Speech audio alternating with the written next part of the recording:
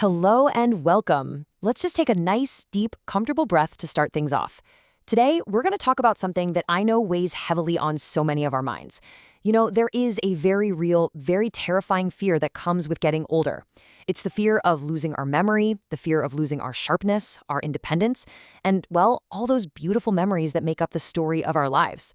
But I want to start this explainer by giving you a message of profound, genuine hope. What if I told you that the sudden brain fog, the forgotten names, or those mislaid keys, what if that might not be your age at all? Okay, let's really dive into this. We're going to look closely, step by step, at a hidden memory thief. And I promise you, by the end of our time together today, you're going to feel so empowered, so informed, and truly capable of understanding what's actually happening inside your body. Every 66 seconds, another senior in this country is told they have dementia. Just think about that for a moment. It's a staggering, truly heartbreaking number. By the time we finish our calm little conversation today, 20 more families will have heard those devastating words. And here is the really tragic part about all of this. For some of those folks, the root cause was never their age, and it wasn't a failing mind. Imagine someone you love, someone who has been incredibly sharp their entire life. Then, suddenly, they start losing the thread of really simple conversations. They start missing important appointments. Or perhaps most frighteningly of all, they forget that familiar drive home they've made 1,000 times before. Naturally, their loved ones look at them with sadness and just assume, well, it's just the inevitable march of time. But we're going to learn today exactly why that assumption is sometimes completely 100% wrong. Because here is the absolute truth. It might not be your age. It might actually be your medication. That is the central twist we are exploring in this explainer today. For so many people, the real culprit behind their rapid cognitive decline is simply a little bottle sitting right there on their bathroom shelf. It's a pill they were promised was completely safe, a prescription handed to them by a wonderful, well-meaning doctor and filled by a trusted pharmacy. And because it comes from a medical professional, well, almost nobody thinks to question it, right? But newer research is repeatedly showing us that certain ordinary, everyday drugs can pull your memory and your ability to learn down hard, sometimes inside of a single year. And the scariest part of all of this, most people taking these medications have absolutely no idea it's even happening. So it all boils down to this absolutely crucial question.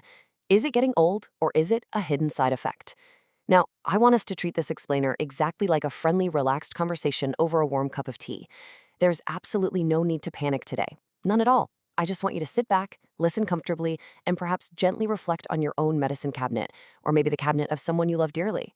As we go through this together, we are going to look at 9 specific medications that are closely tied to rapid memory loss. We'll count them down.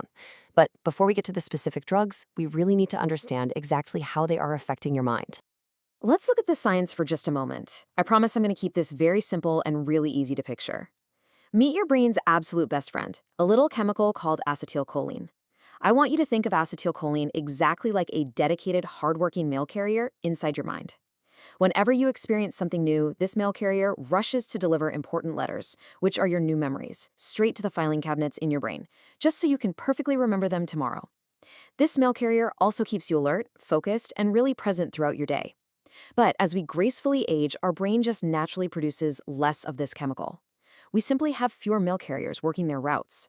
So our beautiful aging brains have to lean incredibly hard on every single bit of acetylcholine we have left.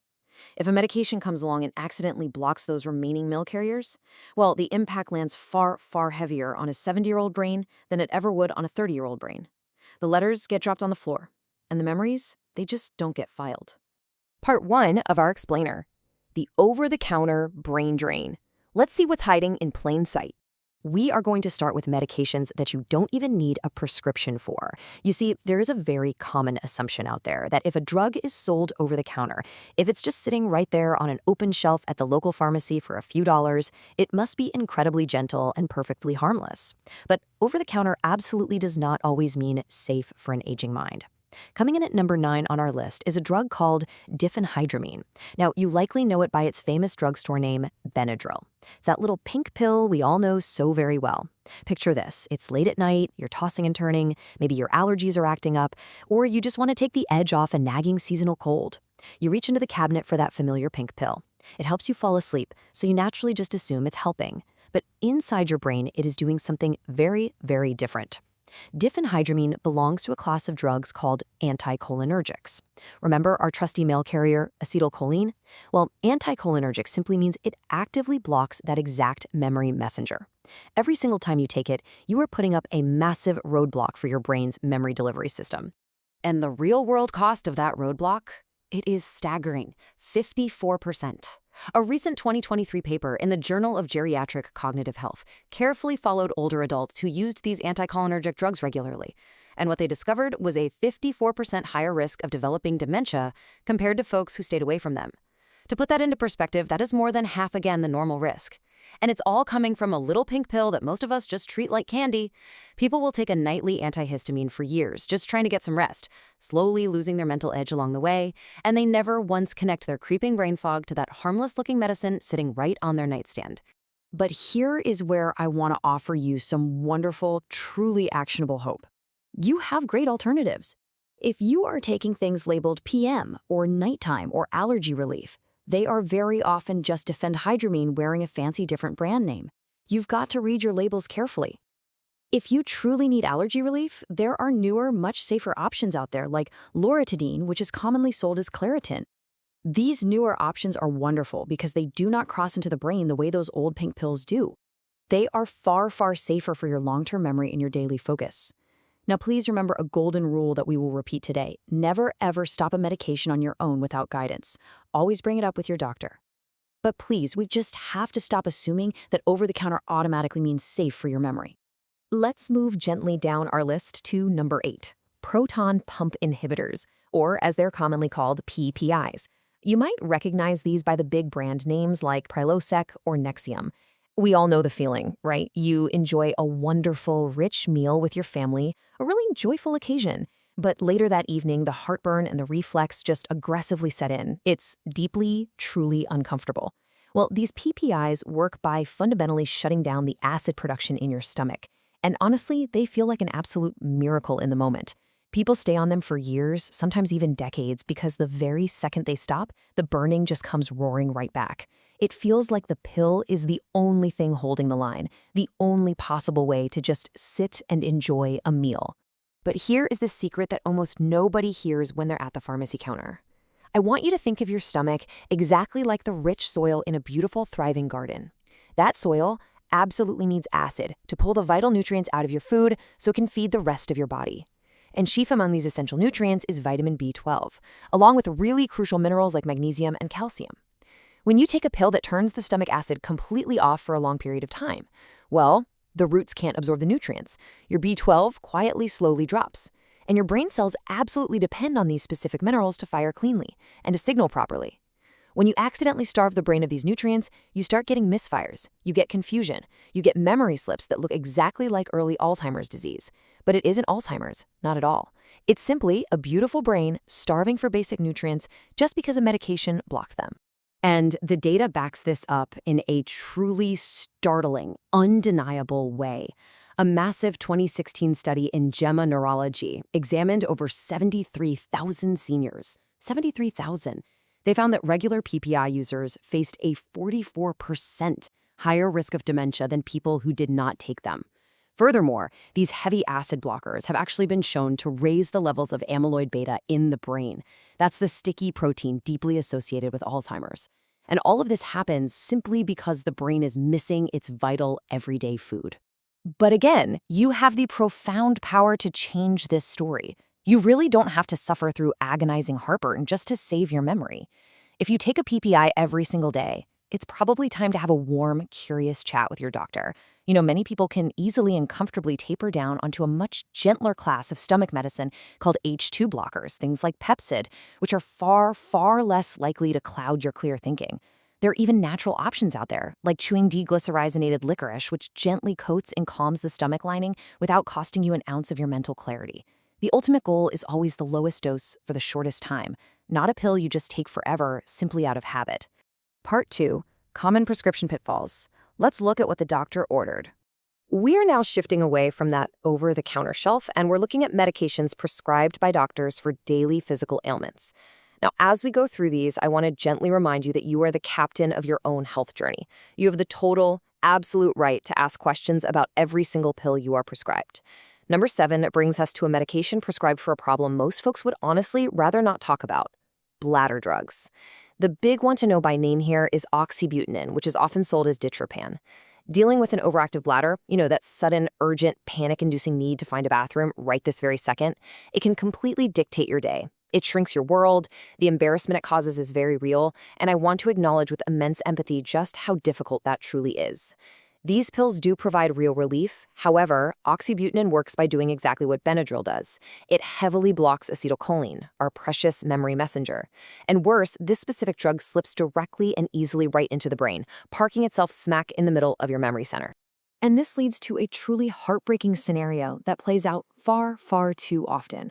I want you to picture a wonderful older gentleman sitting at a bustling family dinner. He's laughing, but then he suddenly drops the thread of a really simple conversation. He starts forgetting his upcoming appointments. He loses his keys 10 times a day. His family looks at him, they smile sympathetically, and they say, well, you're just getting older. The real tragedy is that nobody warned them. They were told the pill would simply calm his bladder so he could enjoy his outings again. Nobody mentioned it might be dimming his bright mind at the exact same time. The mental fog is completely blamed on age, and the prescription is almost rarely suspected until real lasting cognitive ground has already been lost. If this sounds familiar to you or to someone you deeply love, please hear me right now. You do not have to choose between your dignity in the bathroom and your precious memories. Fortunately, there are newer, vastly safer pathways available today. Drugs like mirabegron, sold as Myrbetriq, they work through a completely different physical mechanism in the body. They target the bladder muscle directly. They do not block your memory messenger at all. For most older adults, they offer the exact same bladder control, but with a tiny fraction of the risk to their thinking. This is a brilliant, truly empowering option to bring up at your very next doctor's visit. Let's gracefully move on to number 6. And this one might surprise you because it is one of the most widely prescribed medications on planet Earth: statins. These are your cholesterol medications like Zocor and Lipitor. Now, I want to be very clear, very careful, and perfectly balanced here. Statins do a truly wonderful job. They lower bad cholesterol, and they significantly, undeniably cut the risk of heart attacks and strokes. They absolutely belong in many people's lives to diligently protect their hearts. But today, we need to talk about the untold half of the story about what your brain actually needs to thrive and to function properly. You see, your brain is nearly 60% fat. It actively and constantly requires cholesterol to function. I want you to think of the delicate nerves in your brain just like the electrical wires running through your house. Your brain uses cholesterol to build the insulation, it's called the myelin sheath, that meticulously wraps around every single nerve wire. This soft insulation ensures your thoughts travel incredibly fast and clean without short-circuiting along the way. If you use a very strong statin to lower your cholesterol too aggressively, you can accidentally strip the brain of the raw material it needs to insulate your thoughts. Patients have described experiencing frightening mental blanks. A route they've confidently driven for 20 years suddenly looks completely unfamiliar. Or a beloved friend's name just vanishes into thin air. But here is the good news. Not every statin touches the brain in the exact same way. Some statins easily penetrate brain tissue and cause that frustrating fog. But safer, gentler choices do exist, like pravastatin. These are what we call water-soluble statins. That means they stay primarily right there in your bloodstream to diligently protect your heart, but they have a very hard time crossing over into your brain to dim your mind. If you've been on a statin and you've noticed forgetfulness creeping in, you don't have to just quit and risk your heart health. No way. You just need to ask your doctor about comfortably switching to a brain-safe statin. We are moving down to number 4 on our list, amitriptyline. This is an older medication that carries a uniquely heavy hidden burden. This drug is quite unique because it's quietly and casually handed out for a very wide variety of problems. It's originally an older antidepressant, but today, it is mostly prescribed to treat lingering nerve pain, to help folks achieve sleep, or even to prevent recurring migraines. Because it's this do-everything pill, it spreads quietly through medicine cabinets everywhere. But beneath its calm surface, it is one of the most powerfully anticholinergic, meaning memory-blocking drugs still in wide use today. It blocks your memory messengers so strongly and so thoroughly that over time, memory loss isn't just a rare side effect. It practically becomes the expected result of taking it. If you are taking amitriptyline right now, you have specific, highly empowering options to bring to your doctor. For nerve pain, newer medications like gabapentin can provide great, lasting relief without completely crushing your memory. If you are taking it just for sleep, something as simple and natural as melatonin or a completely different, gentle medication can comfortably replace it. You never ever have to settle for a pill that forces you to trade your daily physical comfort for your long-term cognitive health. Part 3. Mood and Mind. Let's talk about psychiatric drugs. I really want to speak to you with deep comfort and care right now. We are discussing medications that are prescribed to ease anxiety, to calm panic, and to lift our mood when times get uncomfortably dark. Mental health is profoundly important, and seeking help when you feel overwhelmed is an incredibly brave thing to do. But we must ensure the help we receive isn't secretly harming our beautiful, aging brains. Let's look at number 5, benzodiazepines. These are calming medications you likely recognize by common names like Ativan, Valium, or Xanax. When someone is trapped in a terrifying cycle of severe panic, endless anxiety, or crippling sleeplessness, these drugs feel like an absolute rescue. They boost a powerful calming signal in the brain. The spinning thoughts finally stop, and deeply desired sleep finally comes. But over time, as the weeks turn into months, the picture changes dramatically. Long-term use of these medications causes a slow, quiet, chemical sedation of the entire brain. The brain learns new things much more slowly, and it loses its youthful flexibility. This presents a truly sobering reality. A 2022 study followed older adults carefully for 6 years. They found that seniors who used benzodiazepines for longer than just 3 months had a 51% higher risk of developing Alzheimer's disease. Patients often don't fully realize what's happening to them. They just describe feeling emotionally flat, or they mention feeling like they are constantly wading through a heavy mental fog. They just aren't quite their vibrant selves anymore. You see, the drugs build up in the body's fatty tissues, especially including the brain, persistently weighing down their natural mental spark. Now, I need you to listen to me very, very closely on this next point. If you or loved one are taking these anxiety medications, you must never stop taking them abruptly or cold turkey. The absolute cruelest part of these medications is the exit. If you stop suddenly, the anxiety, the panic, and the insomnia can come back twice as hard. It creates a genuinely dangerous and terrifying physical situation. This makes the pill feel completely essential, right when it is doing the absolute most harm to your memory. Please work slowly, safely, and patiently with your doctor to gently taper down over weeks or even months. Coming in at number 3 is a medication called paroxetine, which is widely known as Paxil. This is a very popular antidepressant in a family of drugs called SSRIs. On the surface, this family of drugs is widely considered the modern, gentle option for depression.